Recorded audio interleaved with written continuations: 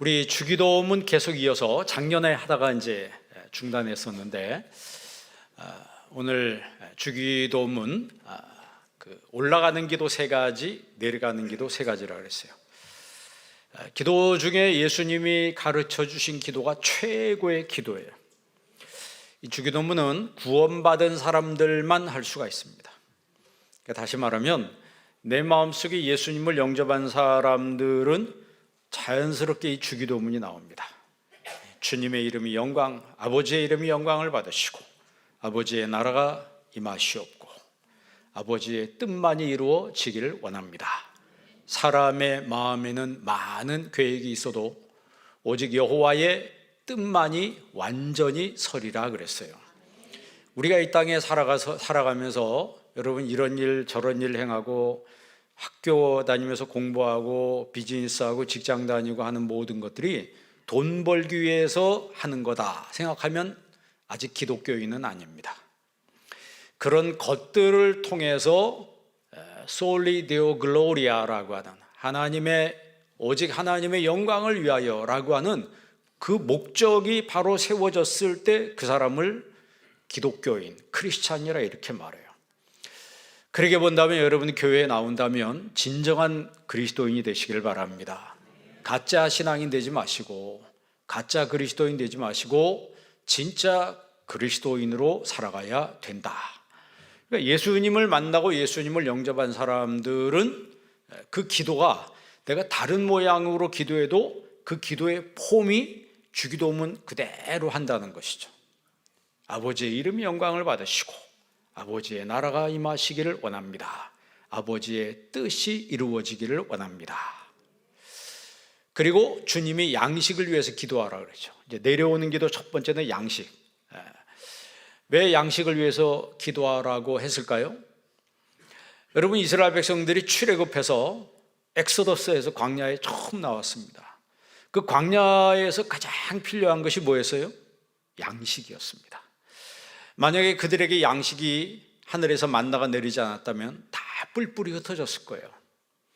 그러나 하늘에서 만나가 내리고 하나님이 임재하는 것을 체험하자마자 그들은 흩어지지 않았습니다. 40년 동안 똘똘 뭉쳐서 그들은 이동을 했어요. 그리고 나서 가나안 땅에 들어가게 됐습니다. 그러니까 주기도문은 구원받은 사람들이 누리는 최고의 프리빌리지, 특권이라고 하는 거죠. 나 모르겠네요. 그게 뭔 특권이야. 내가 저기 5성급 럭셔리한 데 가가지고 의전을 받아야지 특권이지. 그건 세상 사람들도 다 그렇게 하는 거예요. 세상 사람들 그렇게 하는 거고 우리 예수 믿는 사람들이 누리는 것은 스피리추얼 프리빌리지, 영적인 특권이라고 하는 거죠. 그거는 성경을 통해서 주님이 우리에게 주시는 아주 특별 은총이죠. 특별 은총. 그러니까 땅에서 우리가 해야 되는 첫 번째 기도가 양식을 위한 기도라고 했어요. 그러니까 양식도 필요한 것을 주님이 아시기 때문에 양식을 달라고 기도하라고 그랬어요. 그러면 두 번째 기도가 뭐냐면 사죄의 은총을 위해서 기도하라고 그랬어요. 우리가 우리에게 죄 지은 자를 사하여 준 것 같이 우리의 죄를 사하여 주옵시고 그랬어요. 그러니까 우리나라 성경에는 이 거꾸로 되어 있습니다. 우리가 우리에게 죄 지은 자를 사해 준 것처럼 내가 남을 용서해 준 게 먼저로 나와 있는데 원문 성경에는 그렇게 나와 있지 않습니다. 먼저 카야페 세미타우 벨레마타 헤몬 그랬어요. 주님이 나의 죄를 용서해 주신 것처럼 내가 다른 사람의 죄를 용서할 수 있도록 도와주십시오. 영어 성경에도 그렇게 나와 있습니다. Forgive us our debts. Forgive us our debts as we have forgiven our debtors. 그런데 거기서 sin이라고 말하지 않고 crime이라고 말하지 않고 debts, 빚이라고 표현했어요. 오펠레마라고 하거든요. 오펠레마. 이거 감당할 수 없는 빚이에요. 우리가 빚을 질 때 1,000만 원, 2,000만 원, 1억 이렇게 빚졌다고 하는 그거는 이제 조금만 노력하면 쉽게 갚을 수가 있어요. 그러나 그 빚이 1,000억 단위 이상이라고 한다면 개인이 그렇게 졌다면 그거는 쉬운 일이 아니죠. 그건 갚는다는 게 쉬운 일이 아니에요. 그러니까 내 빛을 탕감해 주십시오. 내 죄를 용서해 주세요. 내가 다른 사람의 죄를 용서해 줬습니다. 이게 연장선상 안에 있다는 거죠. 그러니까 죄 용서가 그 다음 시험 나오잖아요. 승리를 위해서 하는 기도, 우리가 시험을 극복하는 기도보다 먼저 나와 있어요. 죄 용서를 위해서 기도하라. 우리가 남의 죄를 왜 용서해야 될까요? 우리가 왜 용서하는 삶을 살아야 될까요? 우리 사람 만나다 보면 만나면은 누구 비판하고 정죄하고, 근데 그런 모임에 여러분이 계속 나가다 보면 영혼이 삭막해집니다. 특별히 정치 모임 같은 데 가면 그 유튜브 하는 사람들은, 한국 사람들 거의 다 유튜브 보고 살아요. 그러면 이제 예를 들어 정치 쪽에 하면 그분들은 뭐 다는 아니겠지만 그걸 해야지 수입이 생기거든. 그러면 자기 쪽으로 사람을 끌어들이려면 극단 쪽으로 가야 돼요. 이쪽 끝으로 가든지 저쪽 끝으로 가야지 구독자 수가 많아지고 조회수가 많아져요. 중간에 있으면 아무도 보지도 않습니다. 아무도 듣지도 않아요. 그러나 저 최극단에 가서 방송을 하기 시작하면 사람들이 우르르 몰려갑니다. 왜 그러냐면 사람 심리가 이 죄성을 가지고 있기 때문에 누굴 정죄한다 그러면요 갑자기 자다가도 확 가슴이 뭐 벌벌벌 부글부글 막 끓어요. 자기가 정의의 사도도 아닌데 왜 그랬는지 몰라요. 그런데 예수님은 우리에게 용서해야 될 것을 말씀하고 있어요. 왜냐하면 우리가 하나님으로부터 천문학적인 죄를 빚진 사람이라고 하는 거죠. 그러니까 이 죄라고 하는 것이 이제 하말티아란 말이 있거든요. 히브리 헬라어로. 그것은 빗나간 화살이라고 하는 거예요. 그러니까 하나님과 나와의 관계가 빗나갔다는 거예요. 이제 똑바로 가야 되는데 엉뚱한 쪽으로 가고 있어요. 여러분, 내가 부산 가는 기차를 타야 되는데 목포 가는 기차를 탔어. 그러면 똑바로 가는 것 같지만 대전에서 갈라지나요? 거기서 갈라지는 데서부터 엉뚱한 데로 가는 거예요. 열심히 달리는 게 중요한 게 아니고 똑바른 곳에 타야 된다는 거예요. 똑바른 선에 내가 타야 된다라고 하는 거죠. 하나님과의 관계가 빗나갔다. 안셀무스라고 하는 스콜라 철학의 대부가 있습니다. 이 사람은 죄를 뭐라고 표현했냐면 하나님의 영광을 도둑질한 것이다. 그래서 안셀무스가 주장한 게 뭐냐면 예수님의 그 십자가로 모든 대속이 만족하게 이루어졌다. satisfaction theory라고 그래요. 대속 만족설. 그러니까 예수님이 내가 지어야 될 큰 빚과 큰 죄의 짐을 그거 갖고 있으면 지옥 가는 거예요. 그냥 지고 있으면은 저주 속에 사는 거예요. 여러분, 무당과 점쟁이가 왜 잘 되는 줄 아세요? 우리 인간의 저주가 있기 때문에.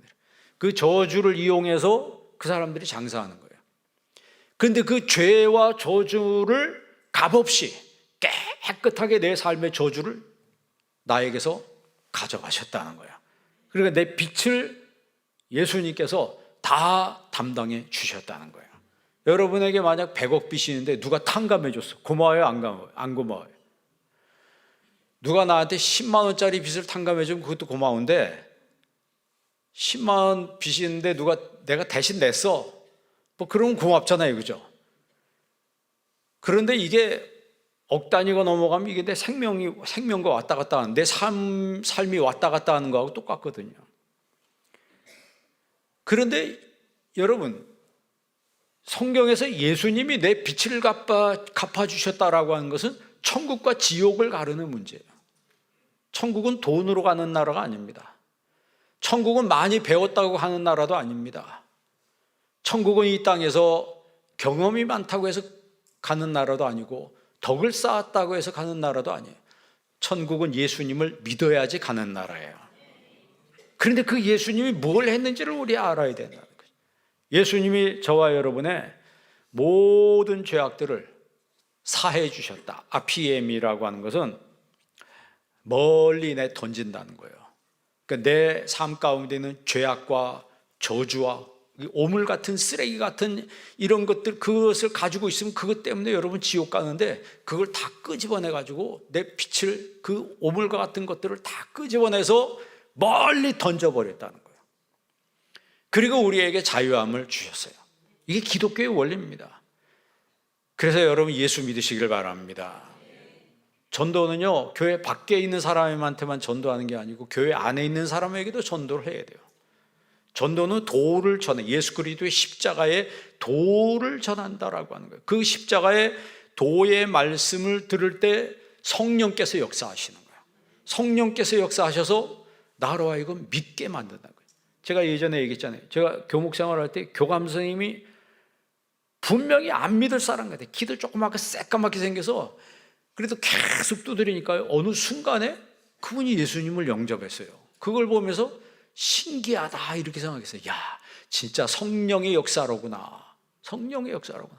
사람이 말을 잘해서 믿는 것이 아니고 성령께서 역사할 때 마음의 문이 열리고 예수님을 영접하게 된다는 것이에요.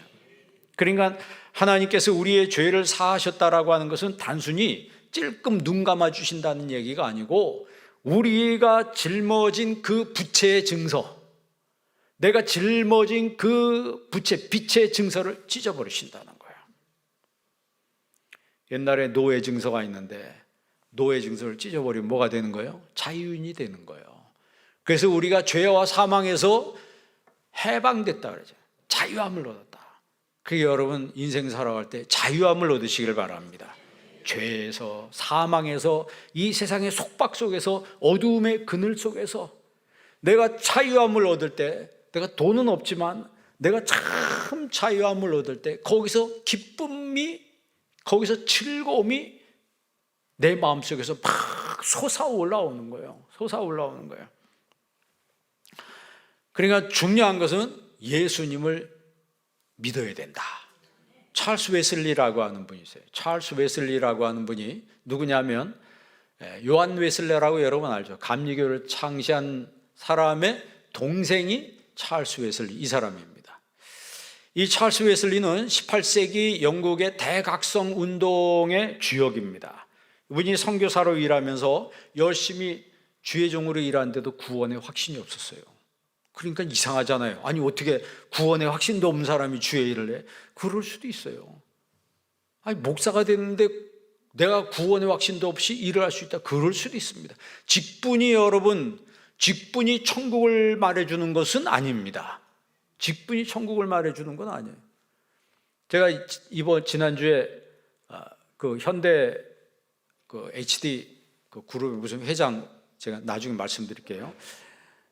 그분 우리 총회 와서 이 MOU를 맺었는데, 여의도 순복음교회 다니는데, 장로님이십니까? 그랬더니 자기 직분이 없다고 그러더라고. 얼마나 믿었냐? 오랫동안 믿었대. 그래서 물어보니까 자기가 잘 모시고 있던 목사님이 돌아가시면서 그러더라는 거예요. 자기가 젊을 때 너는 죽을 때까지 직분을 받지 말아라 그러더래요. 그렇다고 여러분 직분 받지 말라는 얘기가 아니에요. 그 말의 의미를 아시겠죠? 너는 죽을 때까지 직분을 받지. 그분이 연세가 나하고 비슷하거든요, 저하고. 그런데 그냥 평신도로 열심히 교회를 섬기는 거예요. 만약 어떤 직을 가지고 있다면 왜 날 이렇게 대우해 주지 않냐, 뭐 이런 거 가지고도 사람이 시험 들 수도 있어요. 그런데 아무런 직이 없으면 시험 될 이유가 없습니다. 참 젠틀하고 멋진 분이더라고, 내가 이렇게 이야기를 해보니까.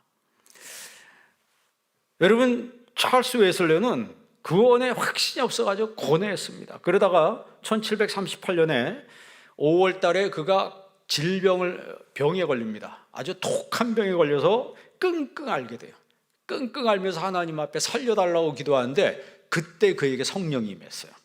성령이 임해서 예수님이 나를 위해서 죽으셨고 내 모든 죄의 빛을 가져가셨다, 다 탕감해 주셨다는 사실을 믿게 됩니다. 믿어지는 거예요. 성령님이 오셔서 예수님의 그 십자가의 은혜를 확실하게 알게 하신 거죠. 그때부터 그가 펜을 들어서 찬송가를 작사하기 시작했습니다. 그 유명한 찬송이 찬송가 23장. 여러분, 만입이 내게 있으면 그 입 다 가지고 내 구주 주시는 종을 늘 찬송하겠네. 몇 곡이나 작사한 줄 아세요? 6,000곡이나 작사했어요. 그러니까 완전히 사람이 달라지. 그리고 제가 역사적으로 그 1700년도 그분이 종교개혁 그 대각성 운동이 일어날 때 우리나라는 어떤 시대인가 봤더니 우리나라는 그때 조선시대 영조 시대였었어요. 영조가 탕평책을 쓰고 균역법도 하고 신문고 제도도 다시 부활시키고, 그러니까 영조의 성격은 완벽주의 성격이에요. 그런데 사도세자는 이게 자유분방한 성격이에요. 어떻게 이런 완벽주의자 아버지에게서 자유분방한 아이가 태어난 거예요. 그러니까 이 완벽주의 영조가 사도세자를 그냥 두고 볼 수가 없는 거예요. 나중에 뒤주에 집어넣어가지고 거기서 죽게 만들잖아요. 그러니까 이 역사를 가만 보면 한 시대의 어떤 곳에서는 정말 뜨거운 부흥의 역사가 일어나는데 어떤 쪽에서는 난리도 아니다. 난리도 아니다. 우리가 여러분 지금 여기서 예배드리는 이 시간에도 지구 저 반대편에서는 이상한 일들이 벌어질 수도 있습니다. 중요한 것은 세상이 어떻게 변하고 어떤 일이 일어나든지 여러분 예수 그리스도를 온전히 믿는 사람이 되시기를 바랍니다. 그러면 예수님을 온전히 믿는 사람의 그 특징 중에 하나가 뭐냐면 용서한다는 거예요. 그러니까 용서는 하나님의 은총의 통로라고 하는 거죠. 우리가 이웃을 용서하고 내가 나한테 실수하고 잘못한 사람을 용서하는 것은 내가 도덕적이어서 용서하는 게 아니고 우리가 1만 달란트 빚진 자이기 때문에 용서를 해야 된다는 거예요. 우리는 갚을 수 없는 그 빚을 진 사람들입니다. 그만큼 무서운 어떻게 보면 빚을 진 거예요. 그렇게 큰 빚을 져놓고 우리는 이웃에게 대해서 내 빚을 갚으라고 난리를 칩니다. 그리고 나한테는 더 큰 죄가 있는데 이웃의 나에게 사소한 잘못을 한 사람에게 그 죄를 가지고 정죄하고 시기하고 오해하고 앙심을 품고 이런 마음을 가지게 돼요. 그러니까 우리가 그리스도인이라면 여러분 이제 좀 넉넉한 마음을 가져야 됩니다. 예수 믿는 사람들은요 무슨 마음이요? 일본 구정에는 여러분 넉넉함, 넓은 마음을 가지시기 바랍니다. 넓게 옹졸해. 제가 맨날 종재기 얘기잖아요. 이 마음이 종재기인 사람들은요 그냥 종재기는 어때요? 조금만 건드리면 어떻게 돼요? 땡그랑 이쪽으로 떼굴떼굴 굴러가고 이쪽으로 툭 치면 저쪽으로 땡그랑 떼굴떼굴 굴러가고 조금만 힘들어도 막 힘들다고 막 입으로 그냥 짜증내고 난리예요. 그러나 넉넉한 마음을 가진 사람은요 이쪽에서 퉁 치면 땡 소리만 납니다. 아름다운 소리가 나요. 이쪽에서 퉁 치면 띵 하는 소리가 나는 거. 아름다운 소리. 끄떡도 안 합니다. 끄떡도 안. 여러분 십자가의 은혜를 가지고 사는 사람들이 바로 그런 사람들이라고 하는 거죠.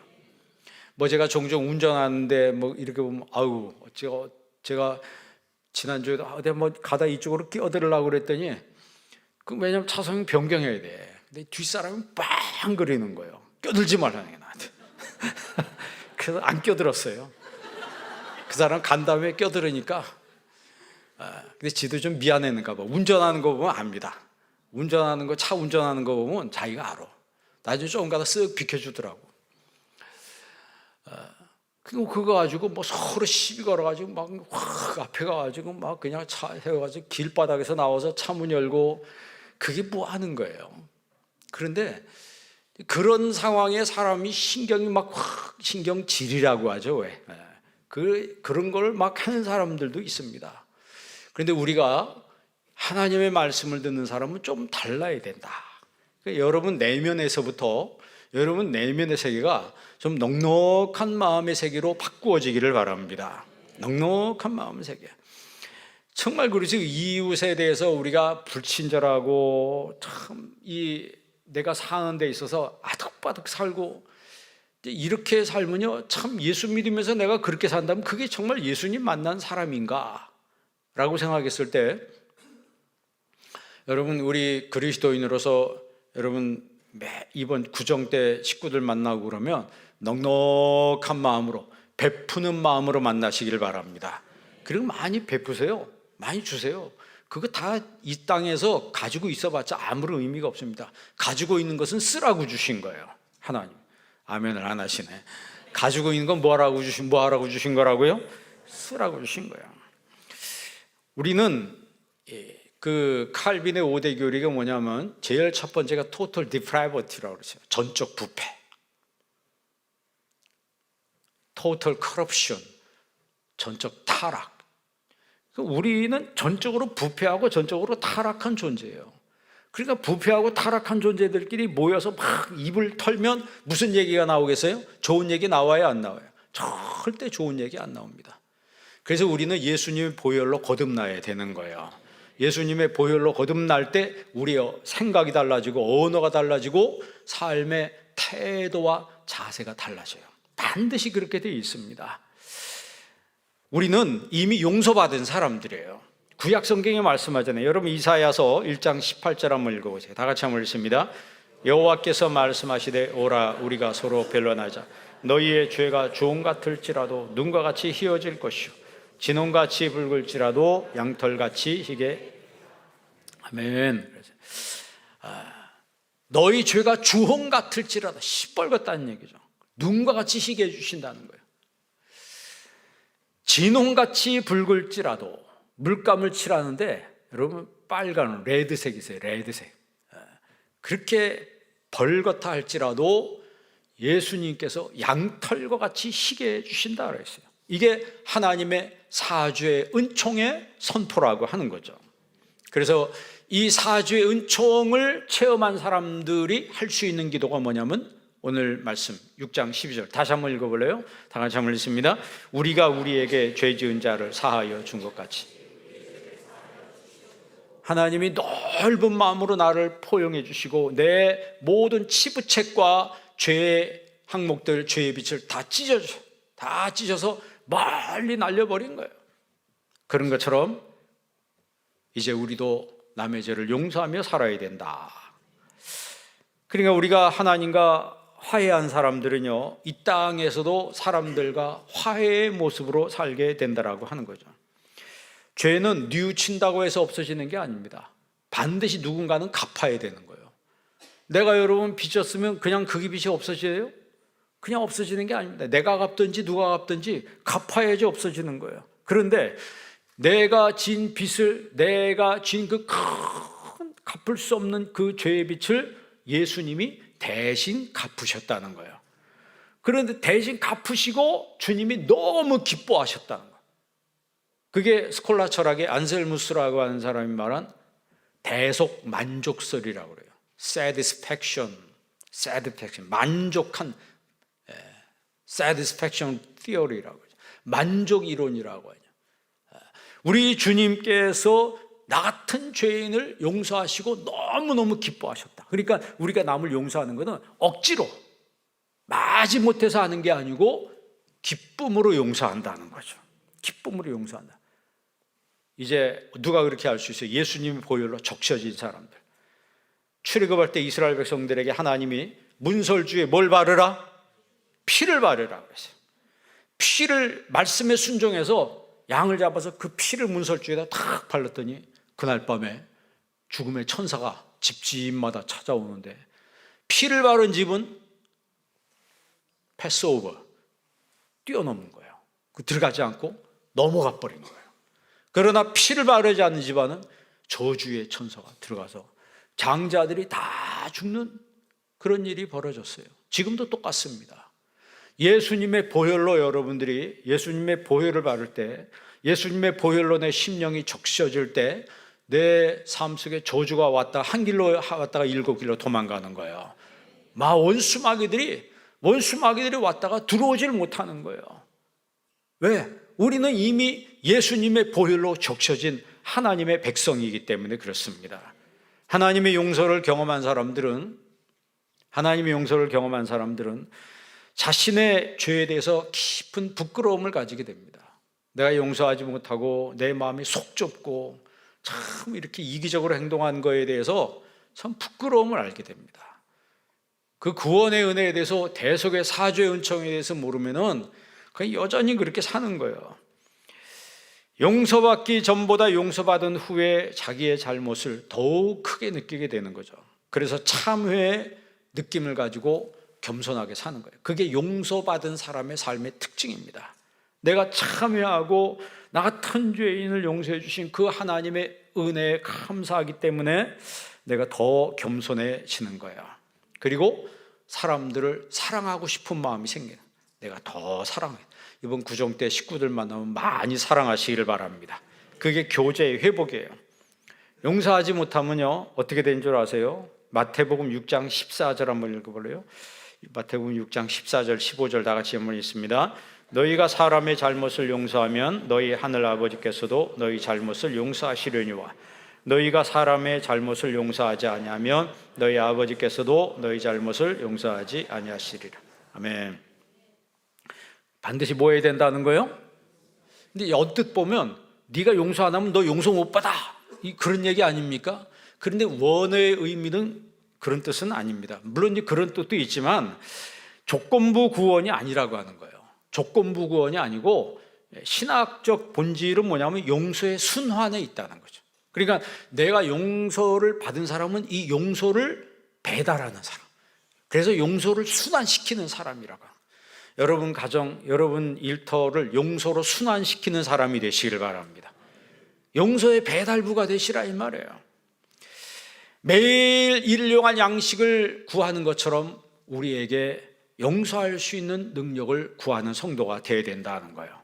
그러니까 일상에 일용할 양식이 필요한 것처럼 우리에게 일상의 용서가 필요하다는 거죠. 매일매일 우리는 죄 짓잖아요. 매일매일을 죄 짓기 때문에 매일 하나님의 용서가 필요한 거예요. 매일의 양식처럼. 매일의 양식처럼. 그래서 만일 우리가 우리 죄를 자백하면 저는 미쁘시고 의로우사 우리 죄를 사하시며 모든 불에서 우리를 깨끗하게 하실 것이요 그랬어요. 그러니까 우리는 그만큼 매일매일 용서가 필요한 사람이에요. 그러니까 사랑과 용서는요 뗄래야 뗄 수가 없는 겁니다. 동전의 양면하고 똑같은 거예요. 그리고 우리는 매일 숨 쉬듯이 고백해야 될 게 정말 사죄의 은총, 사죄의 은총에 대해서 정말 우리가 나에게 하나님의 은총이 필요하다라고 하는 것을 고백을 해야 합니다. 왜냐하면 우리 모두는요 파산한, 영적으로 파산한 채무자라고 하는 거죠. 채무자. 그 채무가 지금 오늘 본문 성경에 있는 우리의 죄라고 하는 걸 채무라고 하는 말로 표현해요. 오펠레마. 그런데 타라고 써서 복수라고 썼어요. 오펠레마타 헤몬, 그래요. 우리들의 그 죄들을, 그러니까 그게 단수가 아니고 이 채무를 복수로 썼어요. 그러니까 어마어마한 채무예요. 아까 얘기한 것처럼 10만 원, 100만 원 그런 채무가 아니고 수백억, 수천억의 그런 채무, 도저히 갚을 수 없는 거. 우리는 그런 빛을 탕감받은 사람이라고 하는 거예요. 그래서 베드로가 예수님 앞에 예수님 몇 번 용서해야 될까요? 이렇게 질문해 보죠. 한번 마태복음 18장 21절 다 같이 한번 읽습니다. 그때 베드로가 나와 이르되 주여 형제가 내게 죄를 범하면 몇 번이나 용서하여 7번까지 하오리까? 22절 예수께서 이르시되 내게 이르노니 7번뿐만 아니라 몇 번 용서해야 될까요? 7번 용서할까요? 그러니까 7번 용서하는 것은 그 당시에 유대인들에게 최고의 숫자는 7입니다. 그래서 7번 용서하는 것은 완벽하게 용서한다고 생각하는 거예요. 그런데 예수님은 그 정도가 아니고 70번씩 몇 번? 77이 얼마예요? 490번. 어떻게 알았어요? 우리 그러니까 이 산수를 배워서 알죠. 그런데 성경이 기록될 당시 사람들은 이걸 어떻게 알았을까요? 알 길이 있어요, 없어요? 그 당시에 알 길이 없어요. 일일이 다 세봐야 된다고. 지금 여러분 여기 산수를 배웠기 때문에 77에 49, 490번. 490번만이라는 게 아니고 그 당시에 이 7 곱하기 77에 49, 490번이란 말은 끝까지 용서하라는 얘기예요. 그러니까 무슨 얘기냐면 이제 핵심은 천국은 어떤 사람이 들어가는 곳이냐? 용서하는 사람이 들어가는 곳이에요. 천국은 용서하는 사람이 들어가는 곳이에요. 여러분 마태복음 18장 23절 한번 읽어볼래요? 다 같이 한번 읽습니다. 그러므로 천국은 그 종들과 결산하려 하던 어떤 임금과 같으니 24절 결산할 때 10,000달란트 빚진 자 하나를 데려오매 25절 갚을 것이 없는지라 주인이 명하여 그 몸과 아내와 자식들과 모든 소유를 다 팔아 갚을 수 있어요 없어요? 10,000달란트 제가 이제 10,000달란트 얘기 많이 하잖아요 우리 그걸 한번 이거 얼마나 되는가 요즘 그 단위로 해보니까 그 AI한테 제가 물어봤어요. 이 10,000달란트가 얼마나 되냐? 물었더니 6조 정도 된다 그러더라고요. 이게 갚을 수 있는 거예요, 없는 거예요? 못 갚는 거예요. 죽었다 깨나도 못 갚는 거예요. 내가 다음 생에 없지만 만약 몇 대를 지나서 해도 이건 못 갚는 거예요. 그런데 금 10,000달란트 하면 40조래네요. 그걸 어떻게 갚습니까? 그러니까 여기서 성경에 기록될 당시에 10,000달란트라고 하는 주님께서 말씀한 거는 갚을 수 없는 거라는 갚을 수 없는.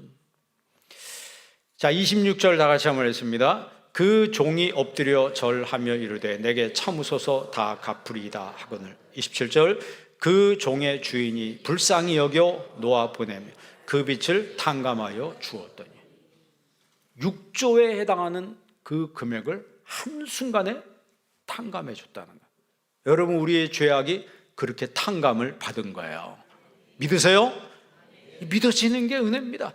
이게 탕감받았기 때문에 다른 사람이 나한테 뭐 100만 원 뭐 이 빚을 아무것도 아니야. 그거 너 가져 그냥. 안 갚아도 돼. 안 갚아도 돼. 그렇다고 빚 줘놓고 안 갚으면 안 됩니다. 빌렸으면 갚아야지. 근데 그 사람이 총 갚을 능력이 안 돼. 그럼 그냥 없는 것처럼 해줘야 돼. 저는 개척할 때요. 어떤 목사님이 와서 돈 빌려달라고 돈 빌려서 내가 없어서 빌려줬어. 그런데 어디로 사라지셨어. 지금 생각하면 미안해서 성격이 말도 없이 사라지신 거예요. 전화 연락처도 없고 지금까지 연락이 안 됩니다. 그래서 저는 그분에 대해서 절대 나쁜 감정을 품지 않습니다. 내가 다 갚았어요. 여러분 우리는 큰 빚을 진 사람이고 그 큰 빚을 탕감받은 사람이기 때문에 우리는 다른 사람의 죄를 용서해 줘야 된다는 거예요. 지금 여기서 이 주인이 이 종이 뭐라 그러세요? 막 그 뒤마 선의 페모이 그 말은 참아 주십시오. 내가 갚겠습니다. 갚을 수 있어요? 없어요? 못 갚아요. 못 갚는데 자기가 갚을 수 있다고 그러는 거예요. 그런데 주인은 다 알아요. 못 갚는 거. 그래서 불쌍히 여겨서 빚을 다 탕감해 줬어요. 자, 탕감해 준 이유 딱 하나. 뭐예요? 그렇죠. 불쌍히 여겨요. 여러분도 서로 불쌍히 여기시기 바랍니다. 불쌍한 사람들끼리 모여서 악의 다툼하며 살면 뭐합니까? 교회 다닌 사람도 그러면 어떻게 해요? 그런데 이 종이 탕감받은 거야. 그 기가 막힌 일을 당하고 나서 나가는데 자기한테 100데나리온 빌린 친구를 만났습니다. 그 친구를 만나서 목을 딱 잡고 내 돈 갚아 그런 거예요.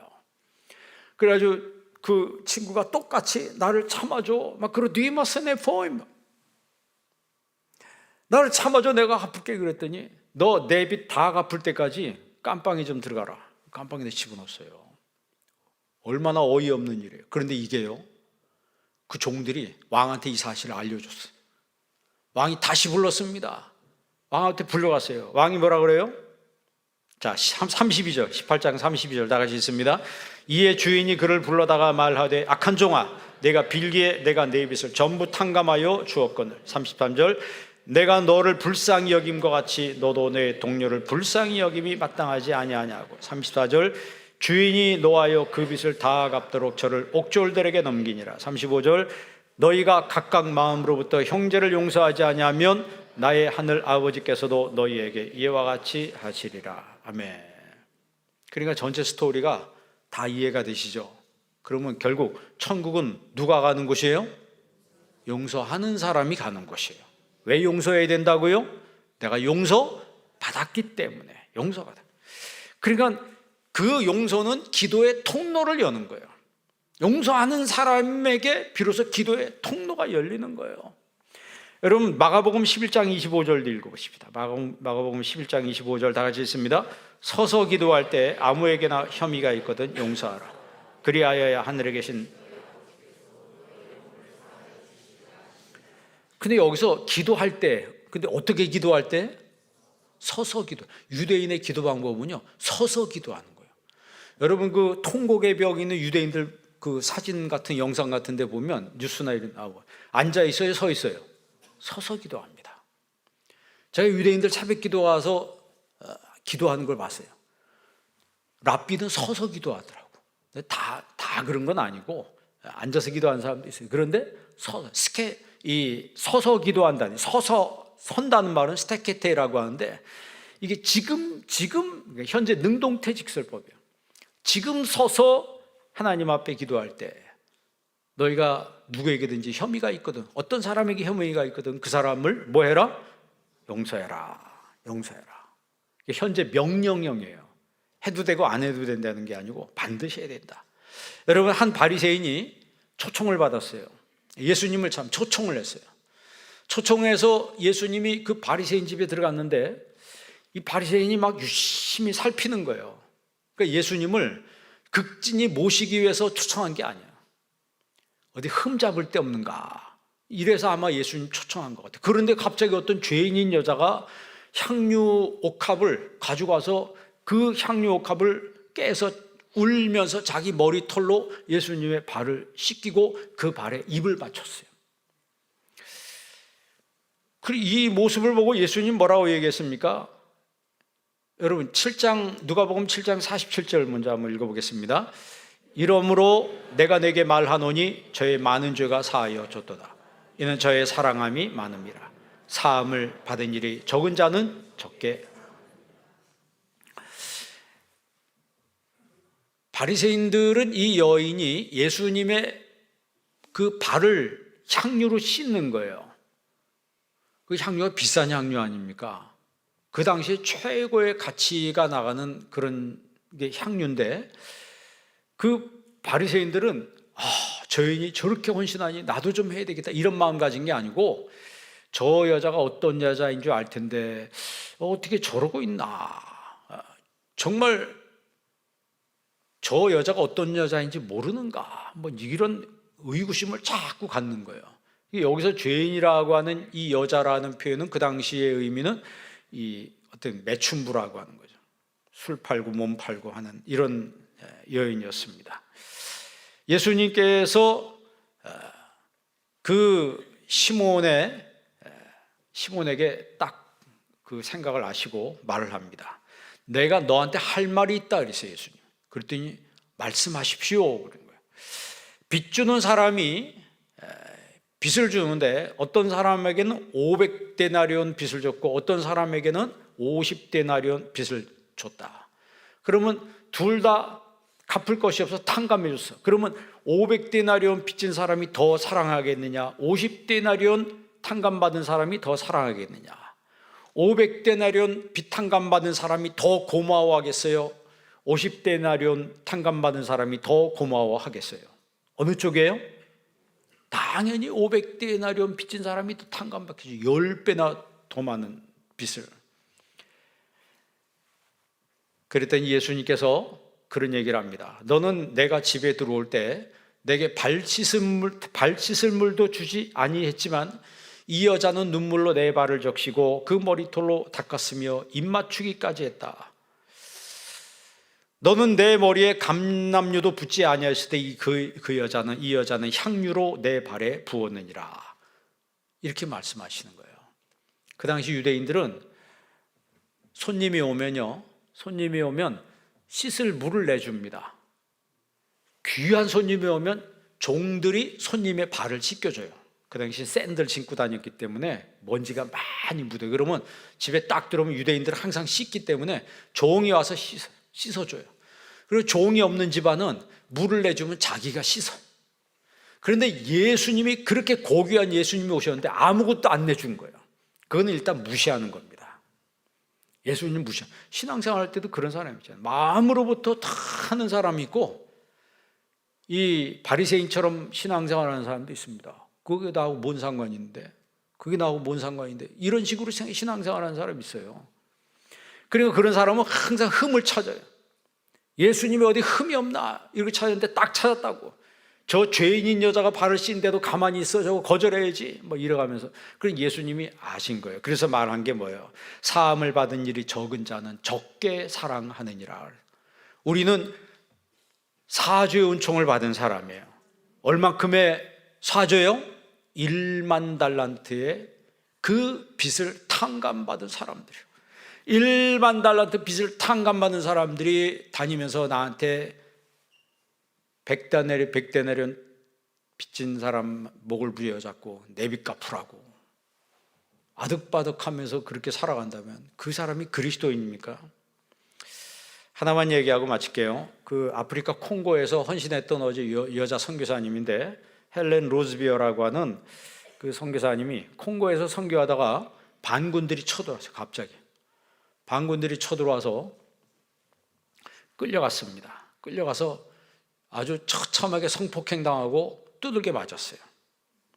부상당했습니다. 그래서 이 선교사님이 하나님 앞에 기도합니다. 하나님, 이럴 수가 있습니까?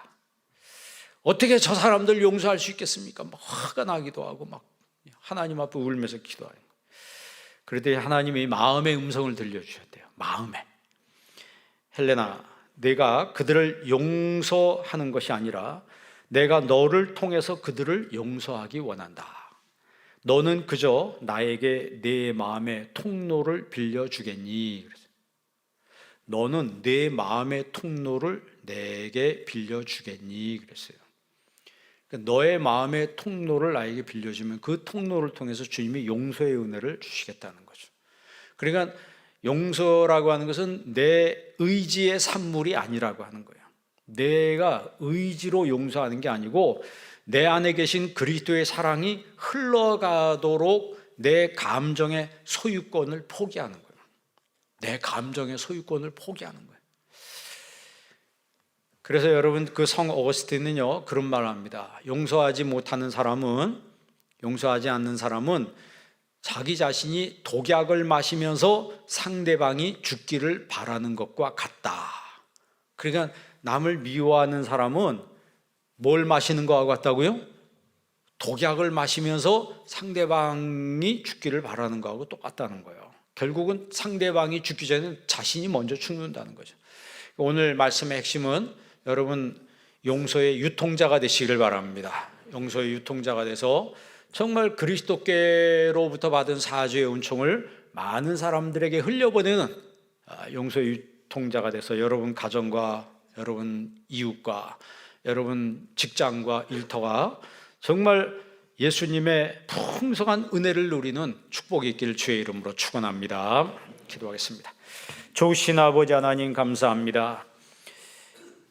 우리는 하나님 앞에 말할 수 없는 죄의 빚을 진 사람들입니다. 예수 그리스도를 보내셔서 우리의 죄의 빚을 다 탕감해 주시고 자유함을 주심을 감사합니다. 용서를 받았사오니 저들의 평생의 용서의 유통자로 살아가는 은혜가 있게 하여 주옵소서.